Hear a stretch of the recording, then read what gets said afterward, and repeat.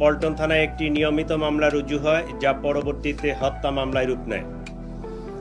প্রিয় সাংবাদিক ভাই ও বোনেরা, ন্যাক্কারজনক এই ঘটনার পরপরই Dhaka metropolitan police, DB, CTTC, RAB, CID, BGB ঘটনায় জড়িতদের শনাক্ত করে গ্রেফতার করে আইনের আওতায় আনার জন্য কাজ শুরু করে।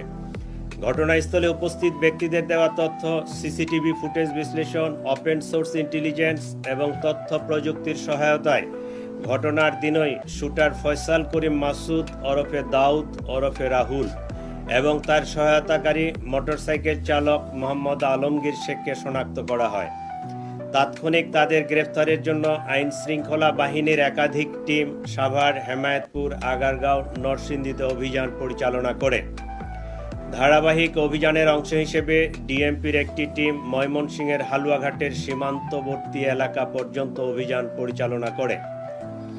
প্রিয় সাংবাদিক বৃন্দ, আপনারা জানেন এই ঘটনার সাথে জড়িতদের আইনের আওতায় নিয়ে আসার জন্য আমরা যথাসাধ্য চেষ্টা করছি।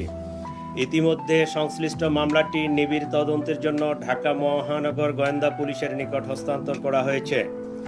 তদন্তকালীন এ যাবৎ এ ঘটনা সংগঠনে পরিকল্পনায় অংশগ্রহণ, ঘটনায় ব্যবহৃত অস্ত্রগুলি লুকানোর সাথে জড়িত, ঘটনার মূল দুই হোতাকে পলায়নে সহায়তাকারী সহ